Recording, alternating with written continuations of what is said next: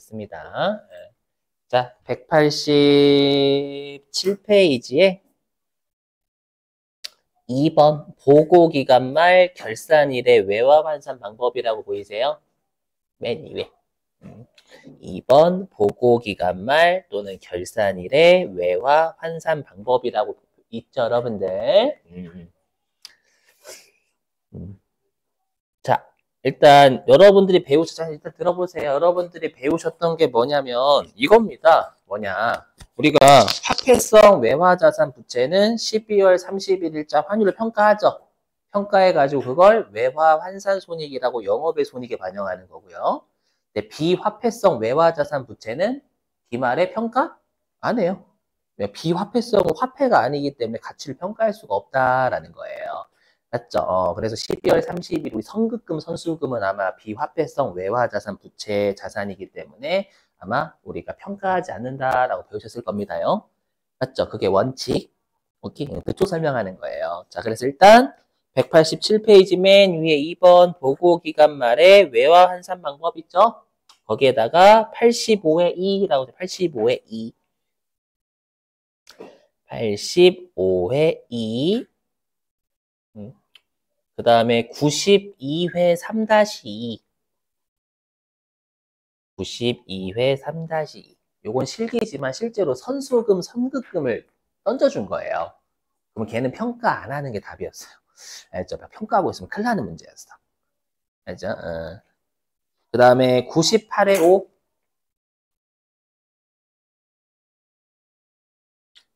다시 한번 85회 2. 92에 3-2, 98에 5. 그러니까 실기로 나오면 화폐성 외화자산 부채만 평가하는 거지 비화폐성은 평가하지 않는 게 답이에요, 여러분들. 만약 실기로 나온다면. 여기까지 되셨어요? 자, 그래서 밑줄 좀 칠게요. 자, 표 있죠? 187페이지 맨 위에 표. 표에서 자, 화폐성 외화 항목에 밑줄 치시고 화폐성 외화 항목 밑줄 치시고 화폐성 외화 항목은 화폐성 외화자산 부채 얘기하는 겁니다요. 자, 그럼 거기 환산 방법에 마감 환율에 밑줄 치시고 마감 환율.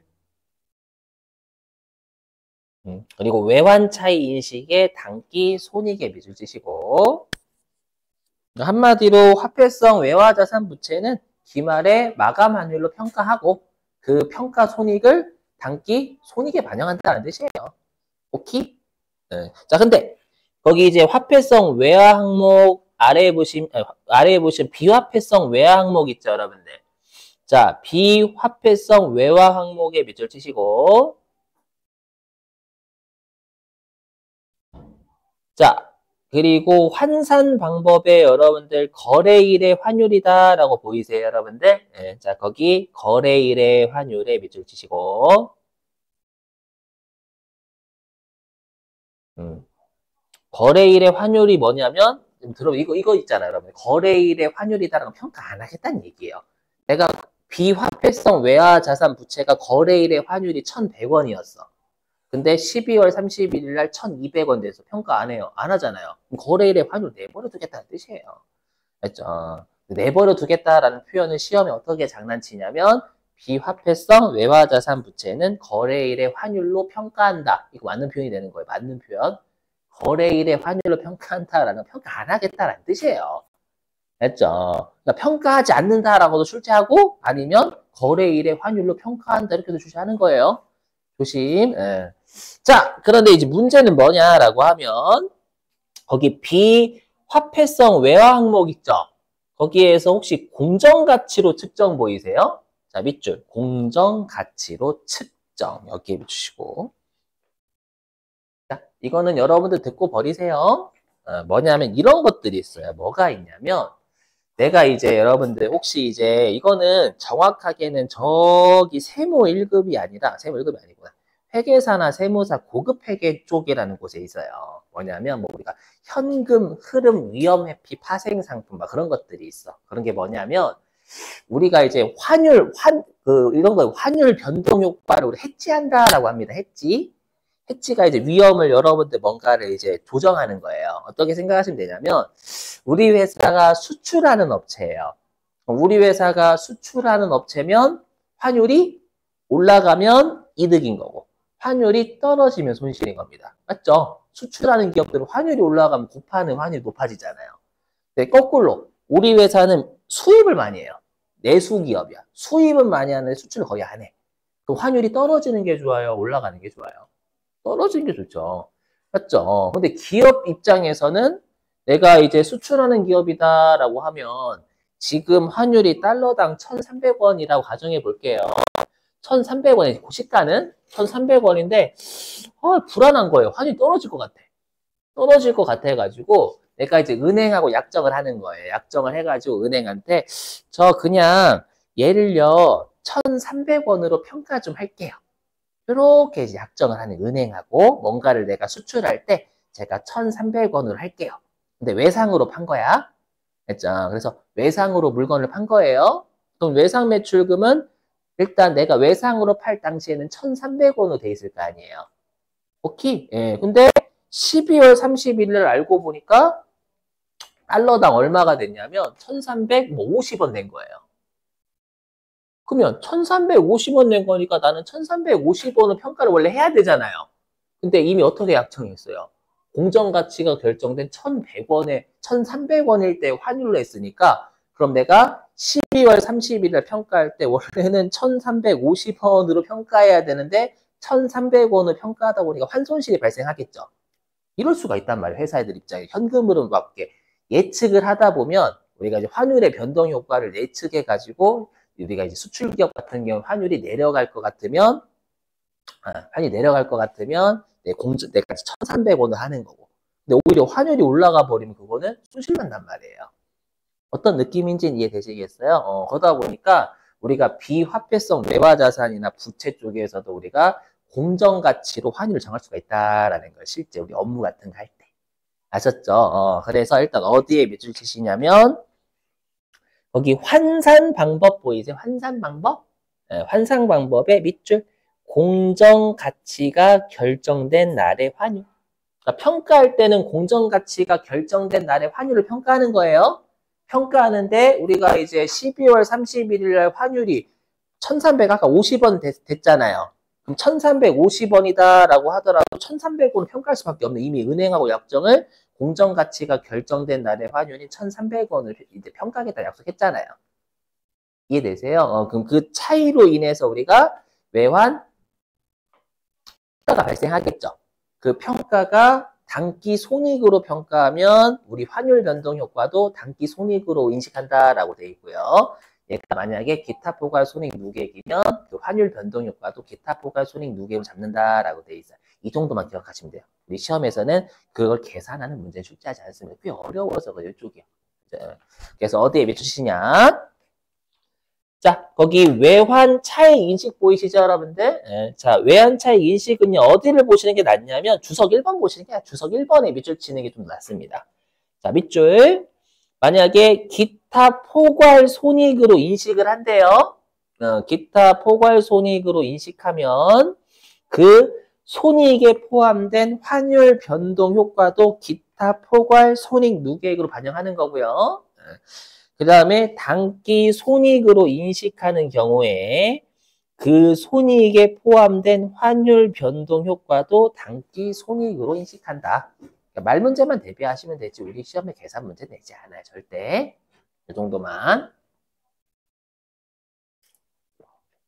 자, 그 다음에 이제 여기 어디냐면 187페이지. 자, 187페이지 제2절 법인세 회계 보이시죠, 여러분들?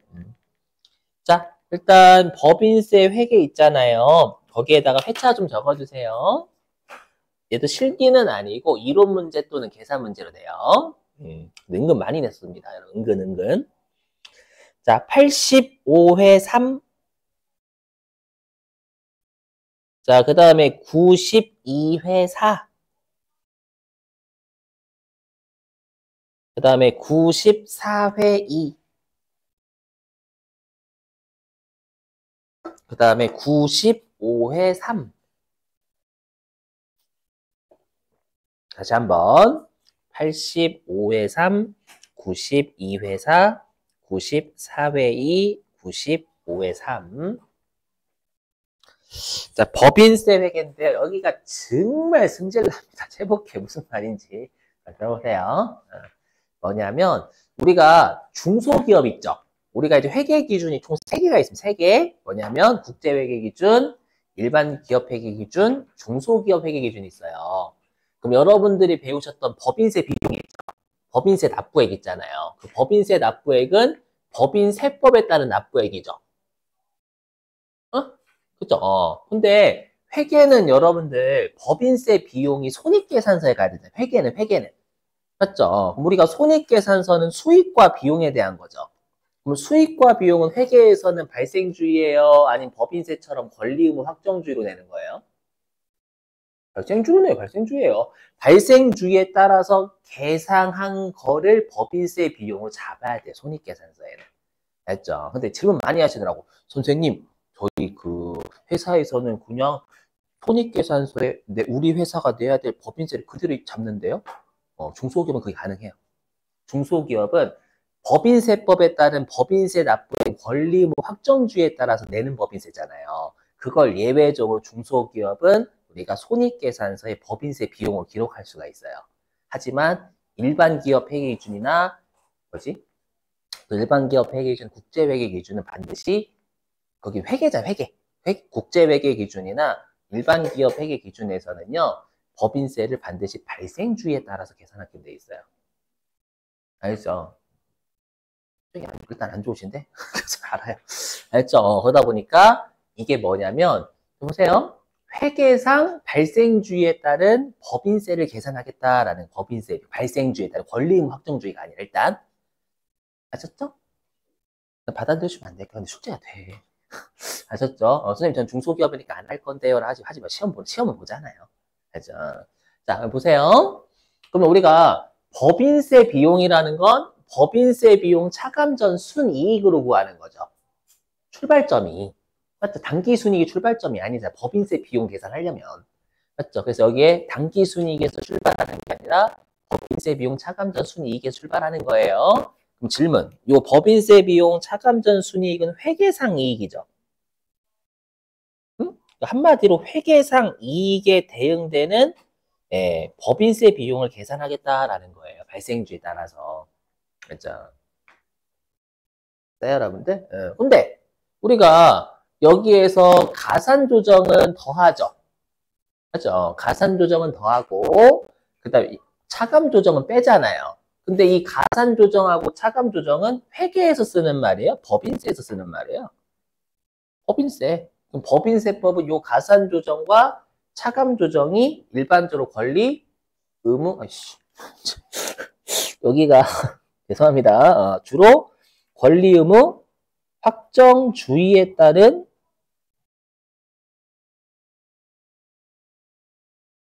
우리가 이걸 세무종이다라고 하잖아요. 세무종 사항이다라고 할 세무종. 이건 권리, 의무, 확정주 위에는 발생주의인데.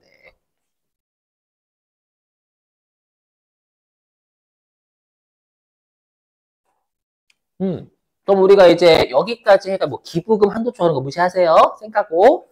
우리가 이제 기부금 한도초 이런 거 다 반영해가지고 우리가 이제 각 사업연도 소득금액이다라고 하고요. 맞죠? 만약에 각 사업연도 소득금액에서 우리 뭐 2월 결손금 빼고 뭐 비과세 빼고 소득공제 빼죠? 그런 게 하나도 없다라고 하면 우리가 각 사업연도 소득금액과 과세 표준은 일치하잖아요. 그죠? 배우셨죠? 그래서 우리가 여기에서의 과세 대상 소득은 우리 법인세에서 배웠던 그냥 과세 표준이라고 생각하셔도 나쁘진 않아요. 2월 결손금 이런 거 없다라고 가정하면. 그럼 여기에다가 과세 표준에 무조건 우리 세율 곱하잖아요. 뭐야 이거? 이거 무시하세요. 지금은 이거 보지 않는다. 이씨, 여기에다가 이거 안 했대. 이거 좀 추가해야 되는데. 세율. 자, 그럼 이제 법인세, 납부세 얘기를 할게요. 이제 뭐 여러 가지 세액공제 무시하고. 그러면 이 법인세 납부세액은 권리, 의무 확정주에 따른 거잖아요.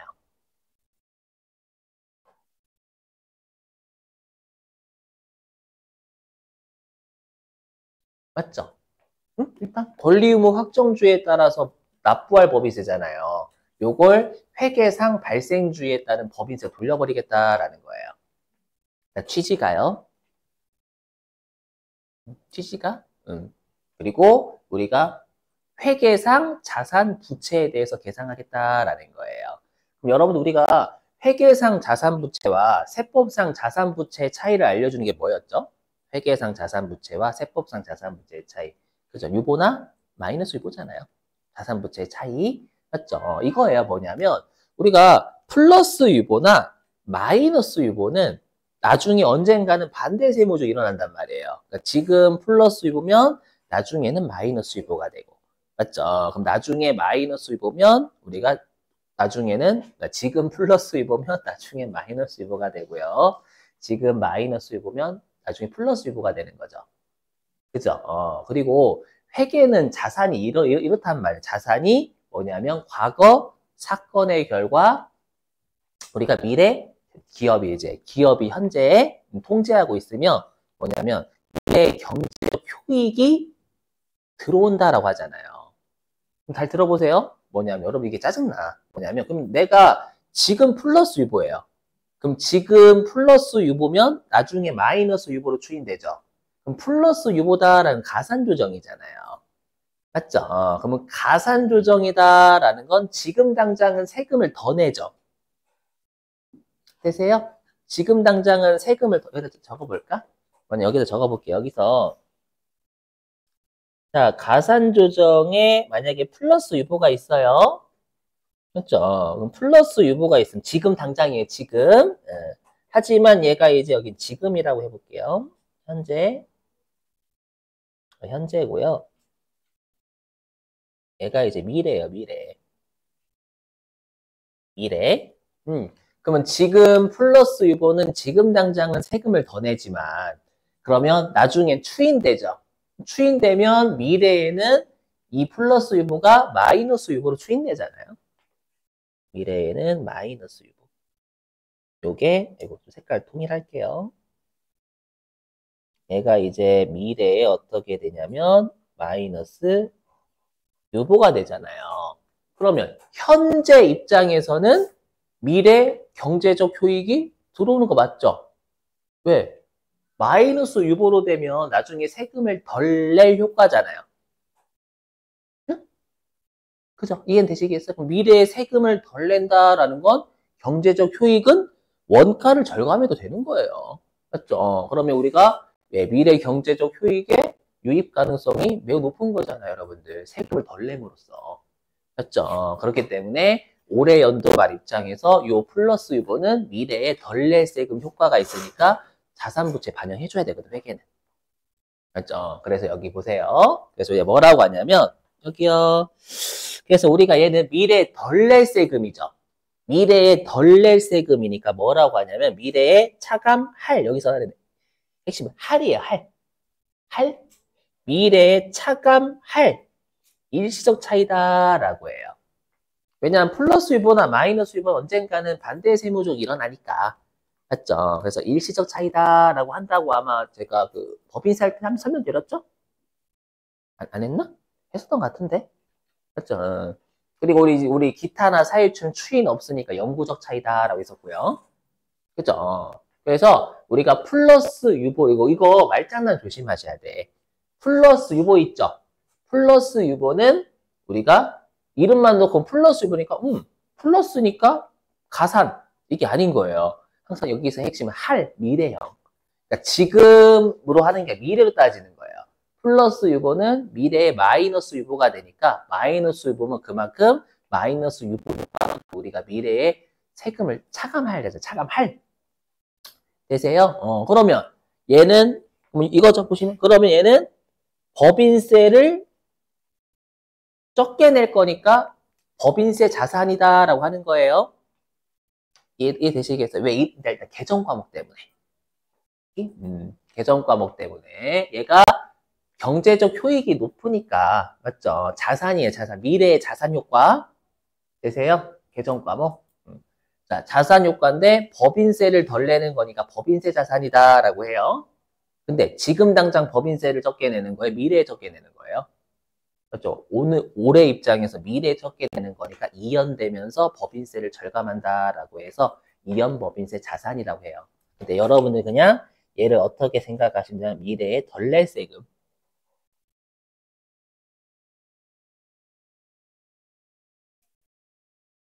어떤 느낌인지 이해되세요? 미래 덜 낼 세금 이 정도로. 그렇죠. 이연법인세 자산 이렇게 하면 좀 어려우니까 미래에 덜 낼 세금 요거를 요렇게 표현하는 거예요.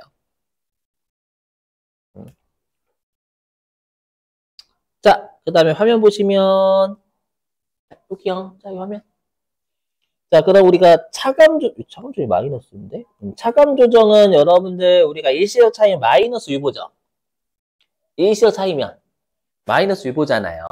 왜냐면 우리가 영구적 차이는 미래에 더 낼 세금, 덜 낼 세금 이런 게 없어. 계속 그냥 현재 효과가 유지되는 거예요.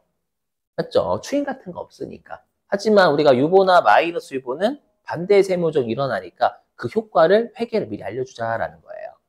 플러스 유보나 마이너스 유보에 대해서. 오케이?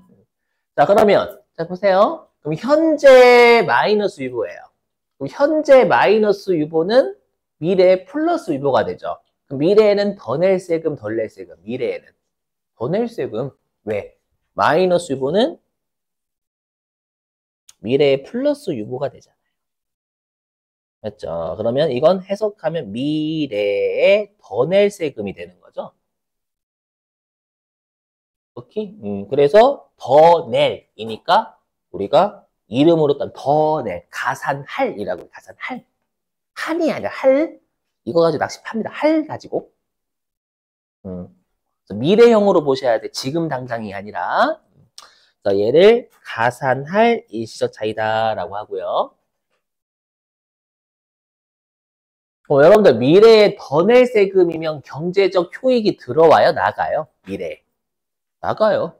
그렇죠? 그래서 여러분들 아마 자산은 미래 경제적 효익의 유입 가능성이 매우 높고 부채는 미래 경제적 효익의 유출 가능성이 매우 높다 그런 말 쓰잖아요.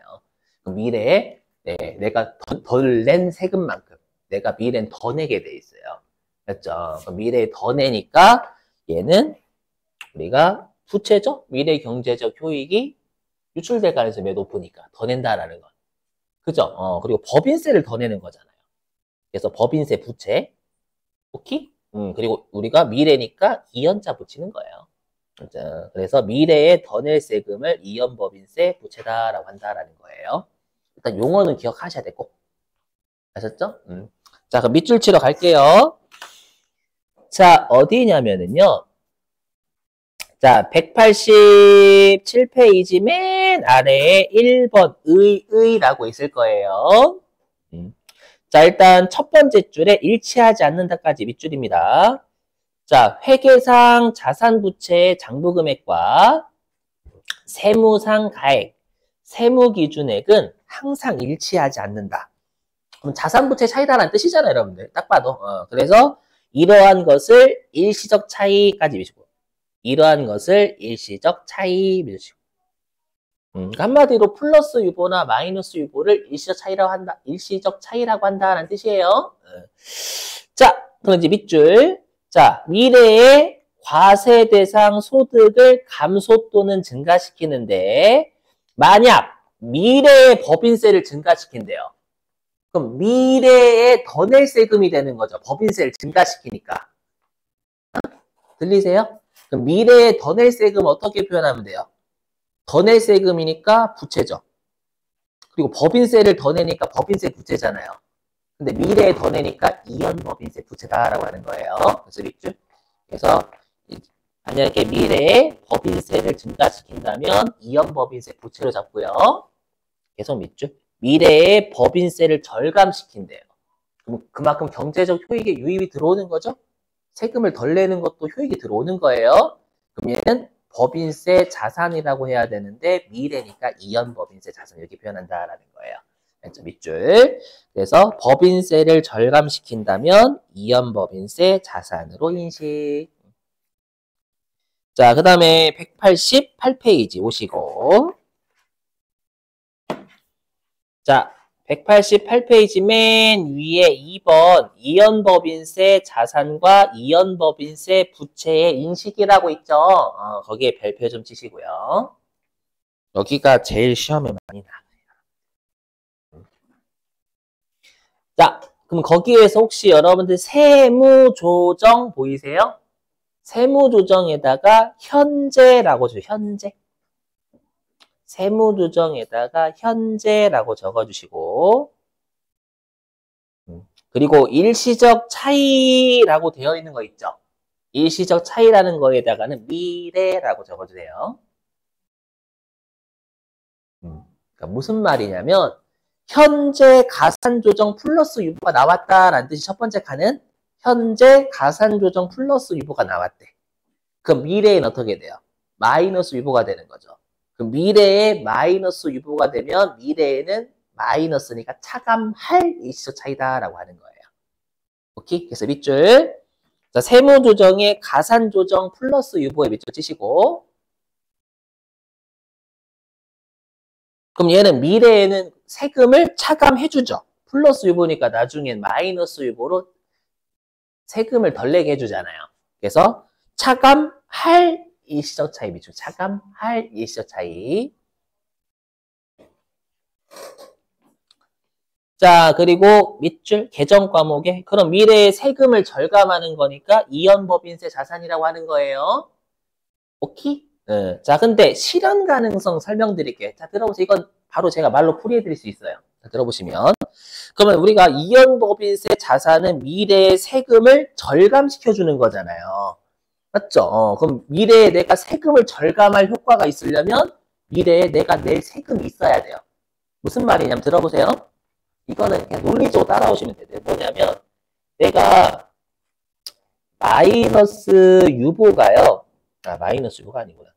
플러스 유보가 지우고 만약에 단기에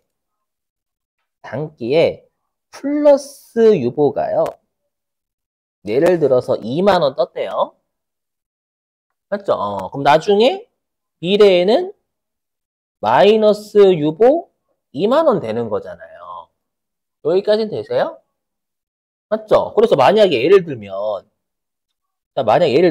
내가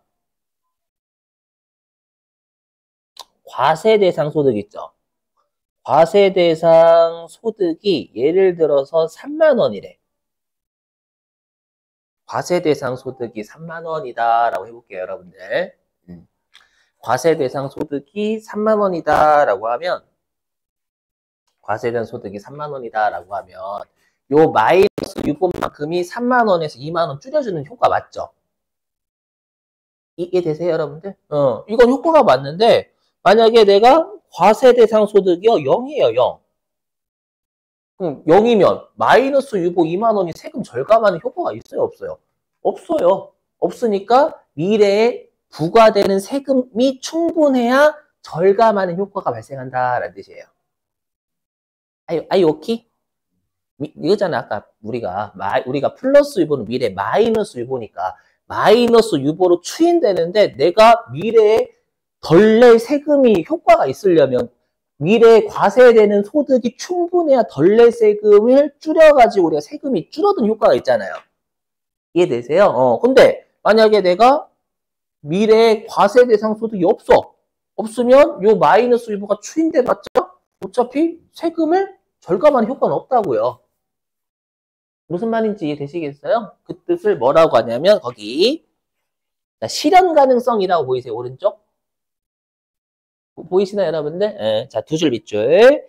실현 가능성이 거의 확실한 경우에만 재무상태표에 반영.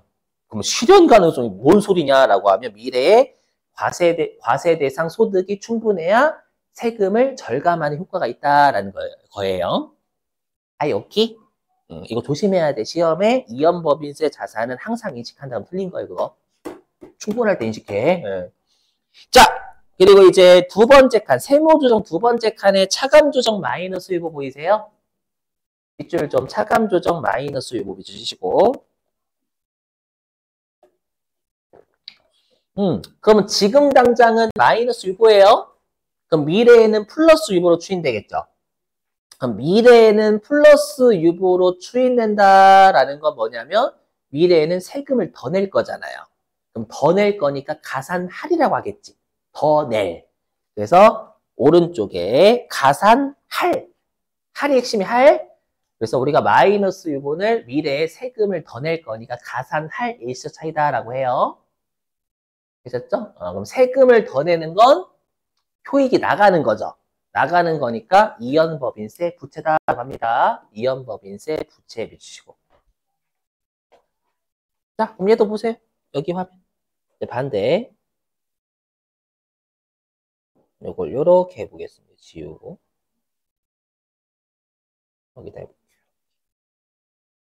뭐냐면, 자, 단기에요.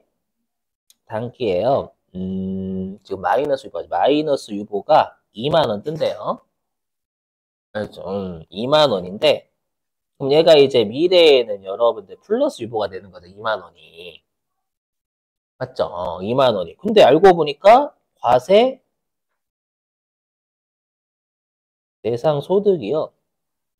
예를 들어가지고 얼마다라고 할까? 마이너스 4만 원이래. 그러면 미래에 더 낼 세금 효과가 있어요, 없어요? 없죠. 어차피 결손금이 4만 원이야. 맞죠? 근데 2만 원 어차피 플러스가 돼봤자 마이너스 2만 원이니까 세금을 더 낼 효과는 없잖아요. 그럼 이거 인식 안 해야죠. 자산처럼. 아까 자산은, 이연법인세 자산은 절감하는 거니까 소득이 충분해야 절감하는 효과가 발생하는 거잖아요. 그죠? 지금 막 문의 중인가? 아, 죄송합니다. 근데 지금 이연법인세 부채 같은 경우에 미래에 더 낼 세금이니까 얘도 마찬가지로 과세 대상 소득이 어느 정도 여러분 이렇게 2만 원보다는 여러분 적어야 더 낼 세금 효과가 있는 거잖아요. 맞죠? 근데 이렇게 결손금이 더 낼 세금보다 더 크게 되면 세금을 우리가 올리는 효과는 없어요. 맞죠? 그럼 인식하면 돼요, 안 돼요? 안 돼요. 근데 하래, 무조건. 자, 밑줄, 오른쪽. 실현 가능성, 밑줄. 실현 가능성을 요구하지 않는다. 항상 인식, 이렇게 돼 있죠. 그렇죠, 여러분들. 뭘까요? 보수주의예요. 보수주의. 우리 보수주의가 그렇죠. 이익을 최대한 낮게 잡으려면 자산은 최대한 안 잡으려고 하고. 맞죠? 부채는 그냥 무조건 잡아요. 맞죠? 그래서 우리가 충당부채에서 했었잖아요. 했었나? 안 했나? 충당부채 할 때, 충당부채는 우리가 안 했어요, 혹시? 했던 것 같아요. 그래서 우리가 부채를 최대한 많이 잡으면 이익 줄잖아요. 맞죠? 근데 자산은 많이 잡으면 이익이 올라가 버려요. 그러니까 보수적인 관점에서 야, 세금을 절감하는 건 자산 효과니까 절감하는 효과가 있을 때 잡아라는 거고. 부채는 세금을 올리는 효과? 그딴 거 필요 없어. 부채잖아. 무조건 인식해. 알죠? 그래서 논리적 이해 안 되는 게 정상이에요, 여러분들. 알죠? 보시면 아시겠지만 곳곳에 보수주의가 막 녹아져 있어요. 은근히. 맞죠? 외우셔야 돼. 시험 다 나오는 A인 거예요. 되셨죠? 자, 그러면 이제 구체적인